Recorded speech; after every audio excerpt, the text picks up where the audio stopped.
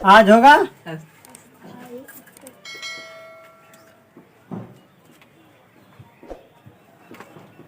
अस्थाई उत्तक।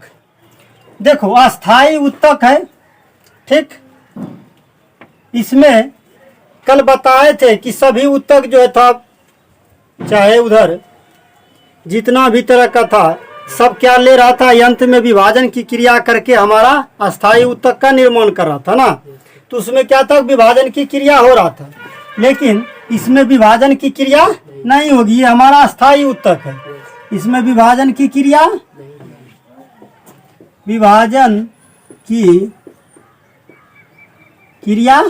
नहीं होगी।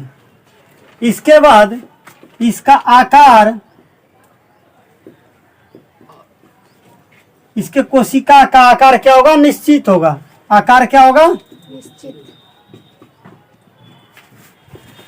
इसका आकार निश्चित होगा। यानी अस्थाई उत्तक के कोशिका का आकार क्या होगा, निश्चित होगा ना। रूप व आकार निश्चित होगा, रूप व आकार निश्चित होगा। और अस्थाई उत्तक विभाजन की क्रिया नहीं होगी, रूप व आकार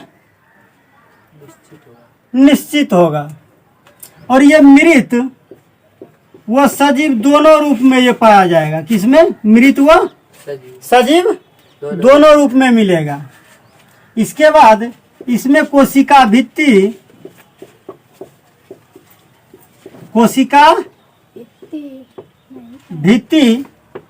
मोटी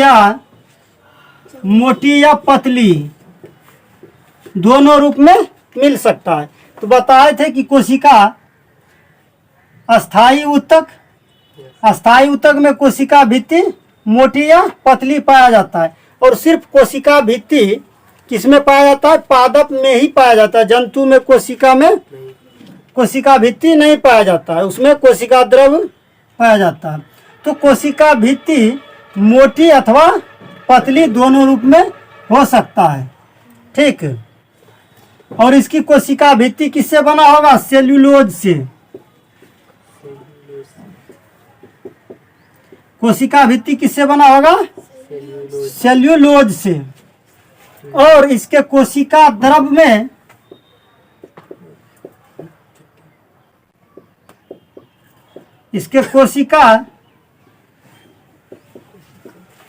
में बड़ी रसधानी होगा। क्या होगा,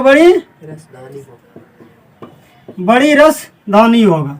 तो अस्थाई उत्तक क्या क्या है, सबसे पहले इसमें विभाजन की क्रिया नहीं होगी, क्योंकि यह अस्थाई उत्तक है। अस्थाई मतलब अस्थाई हो जाना। तो ये अस्थाई उत्तक है, इसमें विभाजन की क्रिया नहीं होगी। अस्थाई उत्तक के कोशिका का रूप व आकार निश्चित होगा, ठीक। इसमें मृत और सजीव दोनों तरह के कोशिका पाया जाएगा।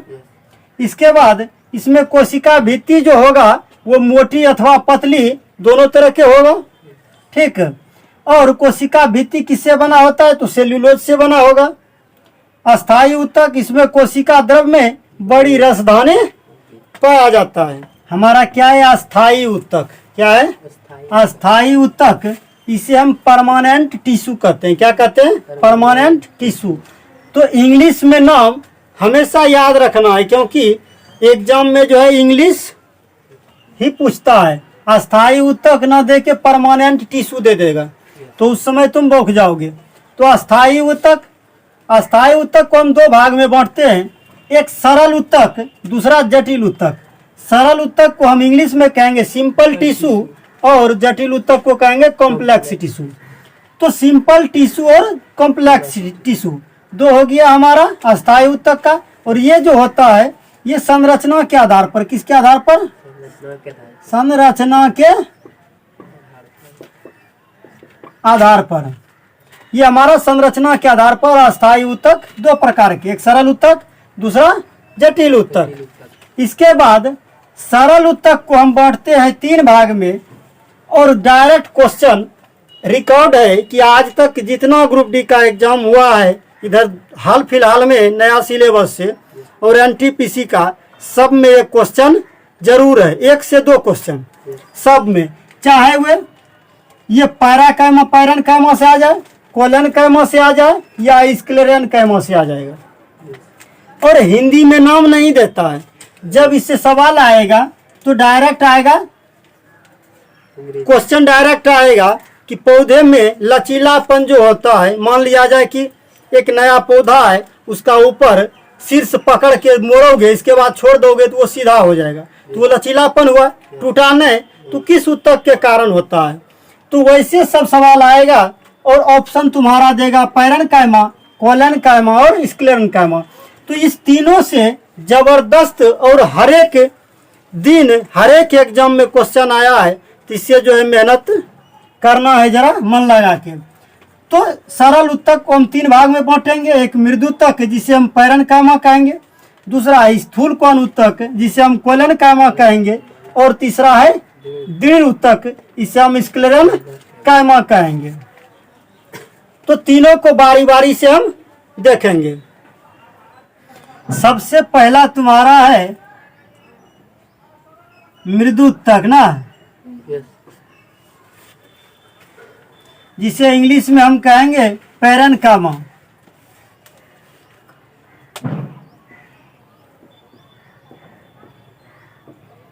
पैरन कायमा, PARENCHYMA, पैरन कायमा। इंग्लिश ही याद रखना है, हिंदी भी याद रखना है, लेकिन मेन एग्जाम में पूछेगा तो इसी का पैरन कायमा दे देगा। तो इसका टॉपिक बनाते चलो। मृदु उत्तक है। सबसे पहले इसमें क्या होता है, इस उत्तक का कोशिका का रूप वो आकार क्या होता है, अनियमित होता है। क्या होता है, वो नियमित होता है। अब अनियमित जब हो गया तो ये अंडाकार गोलाकार कुछ भी हो सकता है ना, अंडाकार गोलाकार बहुभुज आकार, यानी इसका रूप वो आकार क्या होता है, वो नियमित होता है। इसके कोशिका भित्ति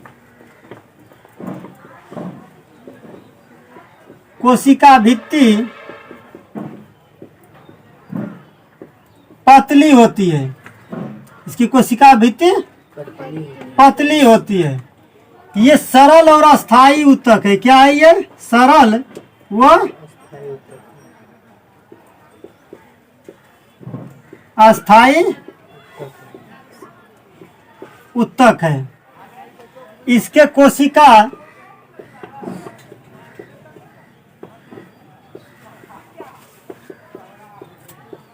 जीवित होता है। इसके कोशिका जीवित होता है। इसके कोशिका में बड़ी रसधानी होती है। क्या होती है, बड़ी रसधानी होती है। और अंतर कोशिकीय स्थान होता है। क्या होता है, अंतर कोशिकीय स्थान इसमें पाया जाता है। इसमें सघन कोशाद्रव्य एवं केंद्रक पाया जाता है। इसमें सघन कोशाद्रव्य एवं केंद्रक पाया जाता है। और ये मृदुत्तक यानी पैरा कैमा पाया कहाँ जाता है, क्या लिखोगे, नए पत्ते तथा तने के एपिडर्मिस, नए पत्ते तथा तने के एपिडर्मिस एवं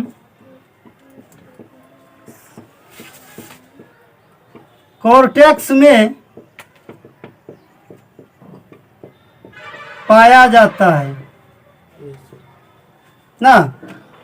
यानी कहेगा पैरा कैमा उत्तक, पैरन कैमा उत्तक कहाँ पाया जाता है, क्या कहोगे, नए पत्ते तथा तने के एपिडर्मिस एवं कोर्टेक्स में पाया जाता है। लेकिन कुछ कुछ पौधे में क्लोरोफिल के कारण इसमें जो है हरित उत्तक पाया जाता है। क्या पाया जाता है? क्लोरोफिल पाया। कुछ कुछ पौधे में क्लोरोफिल के कारण प्रकाश संश्लेषण होता है, तो इसके कारण से जो क्लोरोफिल पाया जाता है, इसके कारण से क्या होता है? हरित उत्तक पाया जाता है। हरित उत्तक पाया जाता है, या इसी को इंग्लिश में कहेगा क्लोरेनकाइमा। क्या कहेगा? CHLOREN क्लोरेनकाइमा, CHYMA क्लोरेनकाइमा, या हिंदी में देगा क्लोरेनकाइमा। हरित उत्तक नहीं देगा, इंग्लिश में देगा या हिंदी में देगा, अभी तो क्लोरेनकाइमा देगा। यानी कुछ कुछ पौधे में क्लोरोफिल के कारण हरित उत्तक पाया जाता है, जिसे हरित उत्तक को ही क्लोरेनकाइमा कहते हैं ना। और कुछ पौधे में जल में तैरने के लिए उसमें कैविटीज पाया जाता है। कुछ पौधे में या जलीय पौधे में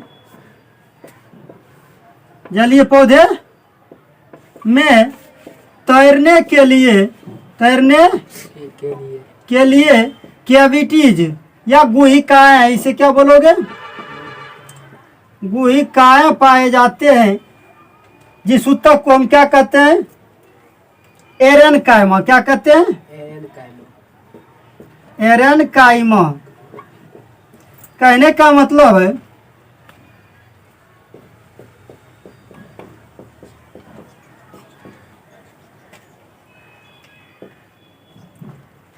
जलीय पौधे में तैरने के लिए ये पैरेनकाइमा के बीच में कैविटीज पाया जाता है। क्या पाया जाता है?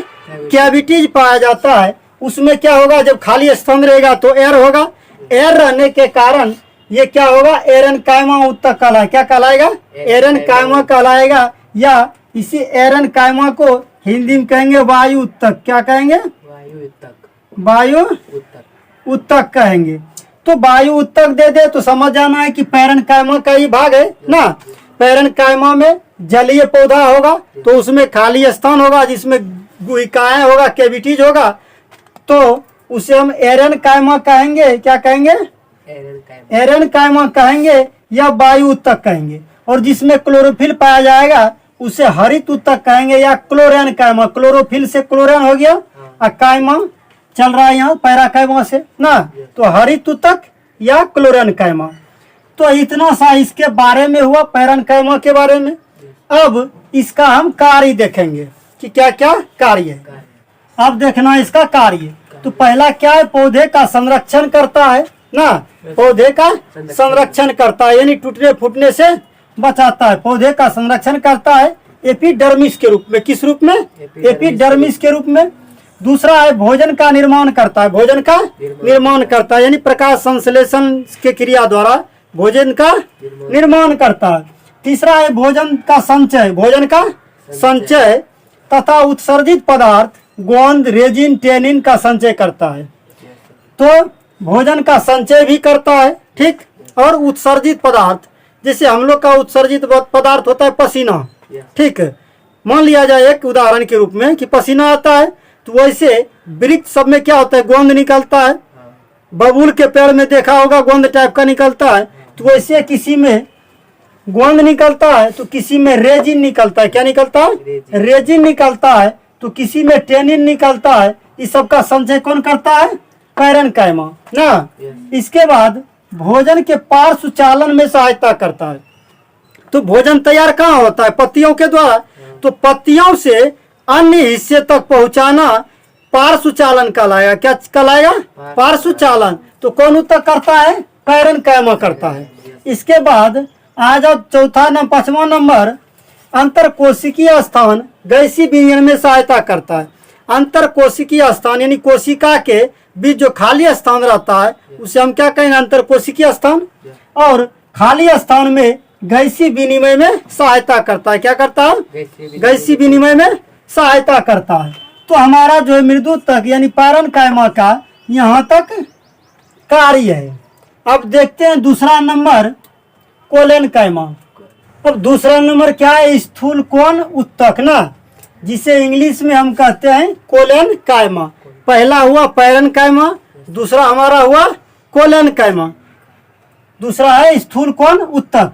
तो इसका विशेष क्या क्या है? तो इसमें कोशिका केंद्रक युक्त लंबी अंडाकार या बहुभुजी जीवित राजधानी युक्त होता है। क्या होता है?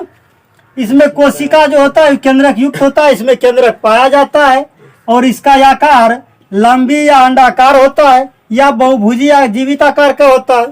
ठीक, इसमें राजधानी पाया जाता है यानी राजधानी युक्त होता है। कौन? स्थूल कोण उत्तक यानी कोलन कायमा। इसके बाद आ जाओ हरित लवक। लवक मतलब क्या होता है? रंग। क्या होता है? रंग। यानी हरित लवक ये जो हमारा है, जिसके कारण से क्या होता है? भोजन निर्माण होता है, क्लोरोफिल जिससे हम बोलते हैं। तो भित्ति में क्या होता है? इसमें कोशिका भित्ति पाया जाता है। कोशिका भित्ति में किनारों पर सेल्यूलोज होने से शिथुलन होता है। क्या होता है? किनारों पर सेल्यूलोज होने के कारण इसमें शिथुलन होता है। क्या होता है? स्थूलन होता है। इसे क्या कहेंगे? स्थूलन कहेंगे। अंतर कोशिकीय स्थान इसमें कम होता है। अंतर कोशिकीय स्थान कम होता है लेकिन कम होता है। और उत्तक पौधे के नए भाग में एपिडर्मिस, पर्णवृंत, पुष्प वृंत और पुष्पावली वृंत में पाया जाता है। कहाँ कहाँ पाया जाता है ये कोलन कायमा? नए पौधे के एपिडर्मिस में, पर्णवृंत ना, पुष्प वृंत और पुष्पावली वृंत, ये तीनों में पाया जाता है। कौन? कोलन कायमा। तो यहाँ तक हुआ। अब इसका कार्य देखेंगे। तो अब स्थूल कोण उत्तक यानी कोलन कायमा देख रहे हैं ना।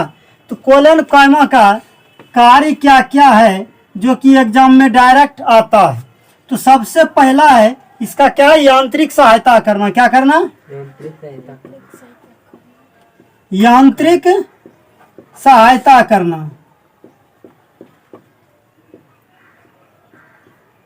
यांत्रिक सहायता करना। मान लिया जाए कि एक नया पौधा है, उसका शीर्ष पकड़ के और इसके बाद पूरा झुका दो, इसके बाद उसे छोड़ दोगे तो छोड़ने के बाद वो फिर वो अपना रूप में आ जाता है, तो नहीं टूटता है।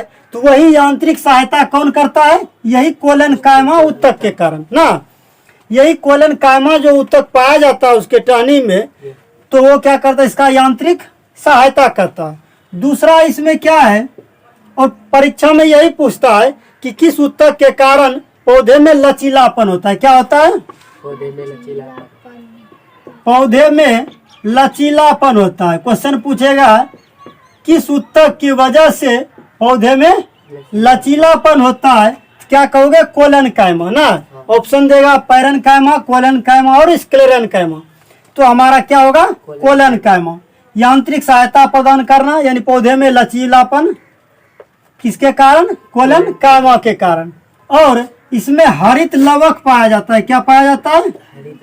हरित लवक पाया जाता है, जिससे कि भोजन का निर्माण होता है। भोजन का निर्माण होता है। तो मात्र इसका दो ही काम है, एक यांत्रिक सहायता प्रदान करना, पौधे में लचीलापन, हरित लवक के कारण भोजन का निर्माण होता है। हरित लवक के कारण भोजन का निर्माण होता है। अब आओ चलते हम तीसरा स्क्लेरन कायमा में। तो हमारा है दृढ़ उत्तक। तीसरा क्या है? दृढ़ उत्तक। पहला हुआ पैरन कायमा, दूसरा हुआ कोलन कायमा और तीसरा हमारा है स्क्लेरन कायमा, जिसे हिंदी में दृढ़ उत्तक कहेंगे। तो इसका क्या क्या है? इसमें तो कोशिका मृत पाया जाता है। इसमें कोशिका क्या होता है? मृत पाया जाता है। और ऑटोमेटिक बात है कि पौधे के बाहरी जो होता है ना छिलका, उसमें ये पाया जाता है, तो जरूरी है कि वो मृत ही होगा। तो कोशिका मृत इसमें पाया जाता है। लंबी होगा, कोशिका का आकार कैसा होगा? लंबी होगा, सक्रिय होगा यानी एकदम सटा हुआ पूरा, दोनों सिरों पर नुकीली होगा। कोशिका का आकार क्या होगा? दोनों सिरों पर नुकीली होगा। इसमें जीव द्रव्य नहीं पाया जाता है, इसमें जीव द्रव्य स्क्लेरन कायमा में जीव द्रव्य नहीं पाया जाता है। इसके बाद भित्ति, कोशिका भित्ति जो होता है वो लिग्निन के जमाव के कारण मोटी होता है। क्या होता है? लिग्निन के जमाव के कारण उसमें क्या रहा था? सेल्यूलोज हो रहा था ना। कोलन कायमा और पैरन कायमा दोनों में सेल्यूलोज से कोशिका भित्ति बन रहा था। लेकिन यहाँ क्या है, मान लिया जाए ये हमारा पेड़ है, तो ये जो भाग है इसका, ये बाहरी छिलका, ये क्या होता है? लिग्निन के जमाव के कारण ये मोटा होता है और ये कठोर होता है। क्या होता है? मोटा और कठोर होता है। और ऐसे भी याद रखना है कि जहाँ कठोर हो और मोटा हो तो वहाँ स्क्लेरन कायमा होगा। जैसे नारियल को तुम उठा के देखा होगा तो उसमें नाखून तक नहीं धंसता है, कितना कठोर होता है नारियल फल ना। तो वो क्या होता है? लिग्निन के जमाव के कारण ही वो क्या होता है? कठोर होता है। तो भित्ति लिग्निन के जमाव के कारण मोटी होती है।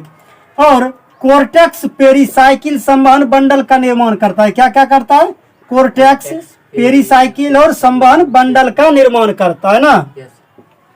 इसके बाद आ जाओ, तना, पत्ती के सिरा, फलों, कहाँ कहाँ ये स्क्लेरन कायमा पाया जाता है? सबसे पहले देखो तना में ना, इसके बाद पत्ती के सिरा में, कहाँ पाया जाता है? पत्ती के सिरा में, फलों में, बीजों के बीजावरण में, बीज का जो बाहरी आवरण होता है ना उसे हम क्या कहेंगे? बीज आवरण में, तथा नारियल के बाहरी रेशेदार छिलके में, नारियल के बाहरी रेशेदार छिलके में, नारियल के बाहर में जो होता है ना वो छिलका, तो उसमें उसके बाहरी जो आवरण होता है वो क्या होता है? स्क्लेरन कायमा के कारण कठोर होता है। ठीक, इसके बाद आ रहा है कि और कहाँ पाया जाता है? तो रेशेदार पौधे, जितना भी रेशेदार पौधे होता है ना सभी में स्क्लेरन कायमा पाया जाता है। जैसे मान लिया जाए क्या क्या आता है रेशेदार पौधे में, तो कुद्रुम, सनई, ये सब आता है। तो उस सब में क्या पाया जाता है? स्क्लेरन कायमा पाया जाता है। अब इसका देखते हैं कि कार्य क्या क्या है ना। तो दृढ़ उत्तक का अब कार्य देखना है। क्या देखना है? दृढ़ उत्तक का कार्य देखना है। तो इसके पहले हम देखें कोलन कायमा ना। कोलन कायमा में क्या था कि एक पौधे के इस टहनी को ऊपर से पकड़ के लचा देंगे तो यहाँ आ जा रहा था ना, और छोड़ने के बाद ही पुनः यहीं आ जाता, यानी यहाँ पकड़ के लाए और छोड़ने के बाद फिर मूलावस्था में आ जा रहा था, यानी लचीलापन प्रदान कर रहा था। किस ऊतक के कारण? तो कोलन कायमा के कारण। तो यहाँ भी यांत्रिक सहायता प्रदान कर रहा है। और यहाँ स्क्लेरन कायमा, तो यहाँ भी जो है यांत्रिक सहायता प्रदान करता है। लेकिन फर्क यही है कि यहाँ क्या है कि डोलने देता है ना, मन डोले मेरा तन डोले, दोनों को डोलने दे रहा है। लेकिन यहाँ क्या है? यहाँ यांत्रिक सहायता यानी एकदम सीधा रहेगा। जैसे अभी ट्रेंडिंग कर रहा है पुष्पाराज, झुकेगा नहीं, वैसे ही झुकने नहीं देगा। यहाँ क्या है? यांत्रिक सहायता एकदम तान रखेगा, इसको हिलने नहीं देगा। तो यहाँ भी यांत्रिक सहायता प्रदान कर रहा है और अब कोलन कायमा में भी यांत्रिक सहायता प्रदान कर रहा है। दोनों में अंतर सिर्फ यही है कि यहाँ जो है हिलने नहीं देगा इसको, जहाँ है तो एकदम तान रखेगा, और यहाँ क्या है? इसको लचीलापन प्रदान कर रहा था। ये था कोलन कायमा का और यहाँ स्क्लेरन कायमा का। और पौधे के आंतरिक भागों की रक्षा करता है। बाइक चलाता है तो बाइक चलाने के साथ साथ बोलता है कि हेलमेट पहन के चलो ना। क्यों? क्योंकि बाहरी चोट जब लगे तो हेलमेट जो है अंदर तुम्हारे माथा को बचा ले। तो वैसे पौधे, पेड़ पौधे का हेलमेट का काम करता है ये दृढ़ उत्तक यानी स्क्लेरन कायमा। क्या काम करता है? हेलमेट का काम, यानी पौधे के बाह्य परतों में रक्षात्मक उत्तक पाया जाता है ये स्क्लेरन कायमा। और इससे क्या होता है? पौधे के सामर्थ्य यानी क्षमता और दृढ़ता प्रदान करता है, एकदम एक जैसा बनाए रखने के लिए दृढ़ रहता है।